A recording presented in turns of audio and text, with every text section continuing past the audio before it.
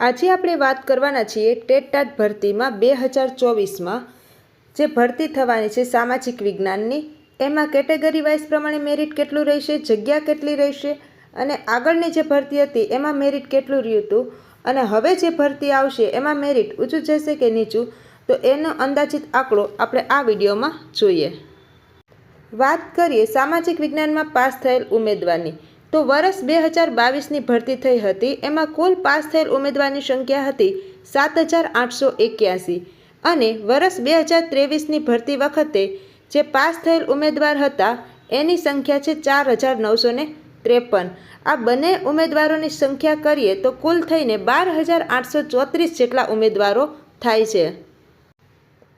ત્યારબાદ વાત કરીએ કે 70થી વધારે માર્ક્સ લાવનાર ઉમેદવારની સંખ્યા કેટલી છે, તો કે વર્ષ 2022માં ઉમેદવાર 2078 જેટલા ઉમેદવાર પાસ થયા હતા જે જૂની ભરતીમાં લાગી ગયા છે, પરંતુ એમાંથી જેને પોતાના વતનની નજીક નથી મળ્યું એ બધા હવે જે નવી ભરતી આવશે એમાં અપ્લાય કરશે। તો 600થી વધારે ઉમેદવાર આ 1250 જે પાસ થયેલા ઉમેદવારો છે એની સાથે સાથે આ બીજા 600 એડ થશે કે જે હવે નવી ભરતી આવશે એમાં પણ એનું ફોર્મ ભરશે, એટલે કુલ ટોટલ કરીને 70થી વધારે માર્ક્સ લાવનાર ઉમેદવારોની સંખ્યા 1250 ઉપરથી 600 કે એનાથી વધારે ઉમેદવારોની સંખ્યા પણ જઈ શકે છે।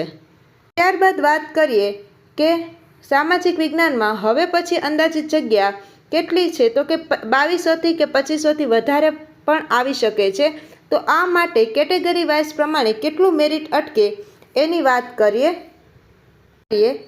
તો કે વિદ્યા સહાયક ભરતી 2024માં અંદાજિત મેરિટ કેટલું રહેશે, તો કે જનરલ કેટેગરીવાળા માટે સામાજિક વિજ્ઞાનમાં ઓછામાં ઓછા 70 અને વધુમાં વધુ 72 જેટલા માર્ક્સ હોઈ શકે। EWS કેટેગરીના ઉમેદવાર માટે ઓછામાં ઓછા 69 તેમજ વધુમાં વધુ 71 માર્ક્સ હોઈ શકે। SC કેટેગરીના ઉમેદવાર ઓછામાં ઓછા 68 જેટલા માર્ક્સ હોઈ શકે અને વધુમાં વધુ 70 જેટલા માર્ક્સ થઈ શકે। ત્યારબાદ SC BC માટેના ઉમેદવારો વધુમાં વધુ 71થી 68 જેટલા હોઈ શકે અને ઓછામાં ઓછા 68થી 70ની વચ્ચે થઈ શકે। ત્યારબાદ STના ઉમેદવારો માટે વધુમાં વધુ 68 જેટલા અને ઓછામાં ઓછા 67 જેટલું મેરિટ અટકી શકે। તો આ મેરિટનો જે આંકડો છે એ ગયા વર્ષની ભરતીના અંદાજિત આંકડો છે, તો આનાથી પ્લસ માઇનસ પણ થઈ શકે।